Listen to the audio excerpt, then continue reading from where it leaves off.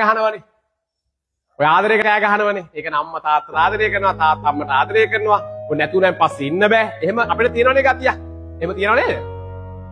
ඒක නැද්ද? වර නැද්ද? මට තියෙනවා ඒක. වර නැද්ද? ඇත්ත කියන්නේ. ඒක ආදර වල දැනෙන්නේ නැද්ද? වල රොබෝලද? ඈ? මේ තාත්තේ. දැන් රොබෝල නැද්ද? එහෙම දැනෙන්නේ නැද්ද? සෙන්සර් එකක් නැද්ද? සංවේදීකමක් නැද්ද වල? ඈ? එතන මොකද හටරන් ඉන්නේ? කියන්න තියෙනවනේ. මම මේ කියන්න හැදුවේ මොකක්ද දන්නවයි? ඔය කවුරුවත් ජනේම ආදරයක් තියාගන්න එපා. ඔය ආදරේ කියන එක සත පහකට විශ්වාස කරන්න එපා. හරිද? මේ දිවට දිව ගාගෙන හිටියත් සසර වෙනස් වුණ ගමන් ආයි අපිව නේද බල්ලෙක් මායින් කරන්නේ නැහැ. හොඳට මතක තියාගන්න. අස්සක රජුරෝගේ කතාව අහලා තියෙනවද? අස්සක රජුරෝ කියලා කියන්නේ හරි ආදරේ තමන්ගේ බිරිඳට පුදුම ආදරයක් තියෙන්නේ. අස්සක රජුරෝගේ 50 හරි බිරිඳක් හරි බිරිඳ. හැබැයි පුදුම ලස්සන රත්තරන් පාටයි බිරිඳ.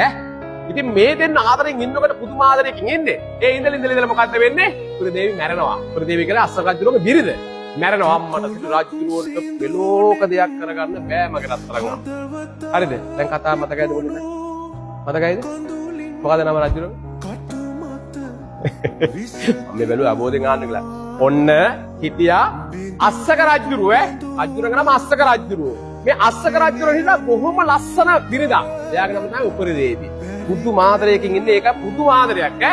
කොයියම් මොහොතකවත් රජුරුව රජකම් කරා බිසව ළඟ තියාගෙන ඉන්නේ. හැම වෙලේම ළඟ තියාගෙන ඉන්නේ. ඒ ළඟ තියා මූණ බලනවා, නඩු විසඳනවා. බොහොම සන්තෝෂෙන් රජුරුව හිටියා. මේ බිරිඳ රත්තරන් පාටයි. ඒ තරම්ම ලස්සනයි. හැබැයි ටික දවසක් ගියන් පස්සේ බිරිඳ මැරුණ රෝගයක් හැදෙනවා.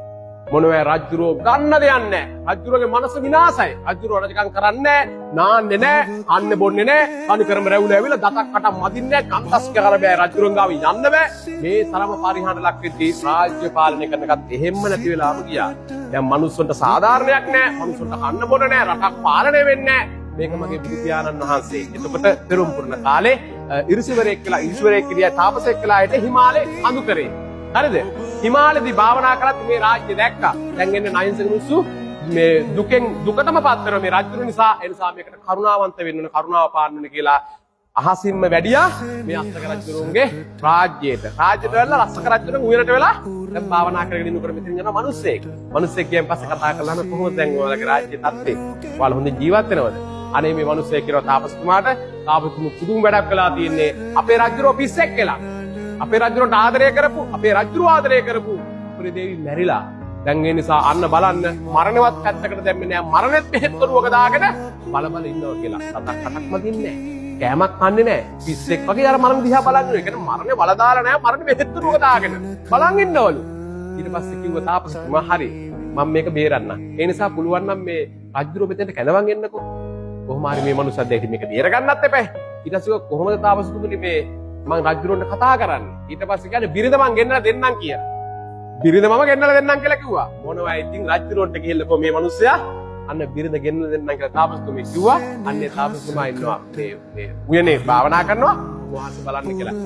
ඒ හිටපු විදියටම උන්නිට දැන් අමතක වුණා. ඌවල ගියා තාපසතුමා බලන්න මොකද කරන්නේ. ඊයපස්සේ තාපසතුමා බැලලා කිව්වා මම තමයි මේ අස්සක රජුරු. ඊට පස්සේ කරා හා බිරිඳ නැතුණානේ. තාපසතුමනි බිරිඳ නැතුණා. ඔබ වහන්සේ කියලා දෙන මට බිරිඳ ගෙන්නලා දෙන්නම් කියලා. ඊට පස්සේ කියනවා හරි මං ගෙන්නලා දෙන්නම්. හැබැයි බිරිඳ පහුගිය ආත්ම වගේ නෙමෙයි මේ දැන් ඉන්නේ. ඒ කියන්නේ හිතපු බිරිඳ නෙමෙයි ඉන්නේ. කමක් නැද්ද? දැන් ටිකක් කල්පනා කරනවා. ඒත් එක්කම කියනවා බිරිඳ ඔබ දැක්ක බිරිඳක් නෙමෙයි. බිරිඳ තිරසන් සතෙක් වෙලා ඉන්නේ. රජුරෝ කිව්වා තාපසතුමනි බොරු කියන්න එපා. මං අහලා නැහැ තාපසේ බොරු කියනවා. පස්සේ වෙනනම් ඔහොම රත්තුමනි ඉන්නේ. කියලා ඉවරලා ඒ භාෂාවෙන් මේ තාපසතුමා කතා කළා. කතා කරනකොට අම්මේ ගොමගුලියත් අල්ලු කරන් කුරුමිනියෝ දෙන්නේ එනවා දැන් අපේ තාපසතුමා ගාවට. එනකොට දැන් ගව රජුරුන් දිහා බලලා අඳුරනොද මේ ආපු දෙන්න කවුද කියලා. මේ ඉන්නේ ඔබේ බිරිඳ. රජුරුන්ට තරහ ගියා. රජුරුන් නැවත කිව්වා තාපසවරු බොරු කියන්නේ මාව රවට්ටන්නයි මෙතෙන්ට ගෙනාවේ. නෑ පොඩ්ඩක් ඉන්න. අනේ භාෂාවෙන් කතා කරාම කියලා තරම් අම්මේ අර කුරුමිනියත් එක්ක. දැන් අහනවා කුරුමිනියකින් ඔබ කවුද? ඊට පස්සේ කියනවා මම අපේ හිටපු අස්සක රජුරුවන්ගේ බිරිඳ. දැන් රජුරුව අහගෙන ඉන්නේ ඈ. ඇයි මොකද උනේ? මම මැරුණා. මට රෝගයක් හැදලා මම මැරිලා ගියා. ඉතින් දැන් මේ කොහෙද ඔබ ඉන්නේ? ඊට පස්සේ කියනවා මේ අස්සක රජුරුවත් එක්ක සතුටු වෙච්ච උයනේ මේ ඉන්නේ. මේ උයන මට දුන්නා. රජුරෝ තෑග්ගට මට මේ උයන දුන්නා. ඉතින් දැන් ඔය කවුද ළඟ ඉන්නේ? මේ ඉන්නේ මගේ ස්වාමියා. එතකොට අස්සක රජුරෝ රජුරෝට මම දැන් ආදරේ නෑ. අන්න බලන්න. පේනවනේ? අස්සක රජුරෝට මම දැන් ආදරේ නෑ මම කොම් කුරුමිනියේ. මේ ඉන්නේ මගේ ස්වාමියා. කුරුමිනි පිරිමි සතා පෙන්නලා කියනවා. ඊට පස්සේ අස්සක රජුරෝට කියනවා ඔන්න බලන්න ඔබට තියෙන ආදරේ. අහනවර කුරුමිනි ගෑනු සතාගෙන්. අර කුරුමිනි ගෑනු සතාගෙන් අනේ කියන මේ බිරිඳ හිටුවේ. ඔබට දැන් ඔබේ ස්වාමියා වෙනුවෙන් මොනවද කරන්න පුළුවන්?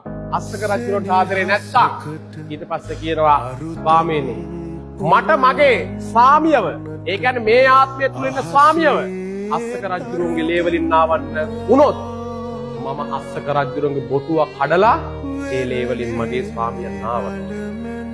මං ඒ තරම් මගේ ස්වාමියාට ආදරේ. ඔන්න ආදරේ.